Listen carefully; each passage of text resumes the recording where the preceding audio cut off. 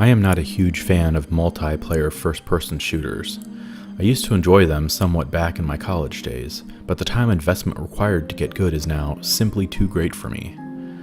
Well, what with having a real job anyway. So, anytime a story-driven first-person shooter is released, I take notice. This is a pretty rare occurrence these days, actually. The industry continues to move even further away from providing stories, as you can see this past year with Battlefield 5 releasing with a 2.5-hour campaign, and Call of Duty Black Ops 4 releasing without a single-player mode at all. Even Fallout has gone the way of multiplayer, which was at one time a sure thing. It was thought to always be a single-player experience.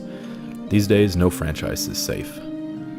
So, it seems you are left to wait for 4A Games to provide a compelling game world and story with Metro Exodus.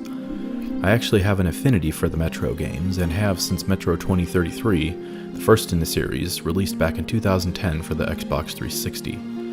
That was somewhat quickly followed up by its sequel, Metro Last Light. I didn't quite enjoy Metro Last Light as much as the first Metro, but it was still enjoyable and it advanced the story nicely.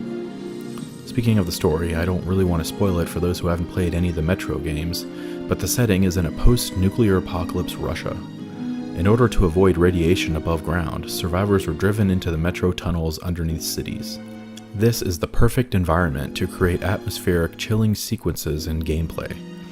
The Metro series is part survival horror game, part first-person shooter.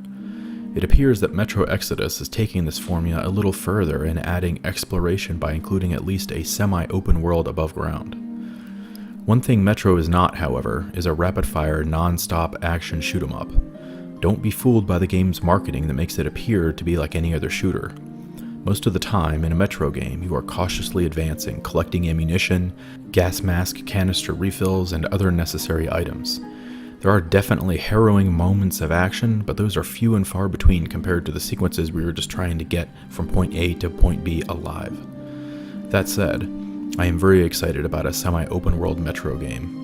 Some of my favorite parts of Metro 2033 and Last Light were when you had to go out above ground and explore buildings and other areas.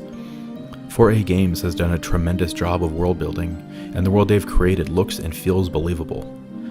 Add to that, you are avoiding radiation, mutated enemies, and managing your gas mask canisters. This is also a survival game after all, and if you run out of canisters above ground, you will quickly die. It adds a level of tension and fear to even the most mundane of above-ground excursions. Metro Exodus apparently picks up a few years after Last Light.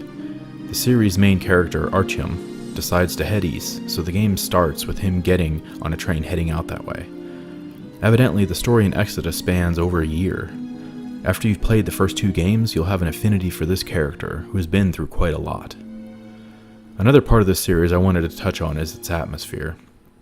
Metro has, in my opinion, the best and most realistic gathering of humans and human interactions I have ever seen in a game. Wandering through the tunnels in Metro 2033, in areas where people congregate and live, still looks and sounds unreal, and that was from a game that released nearly 10 years ago.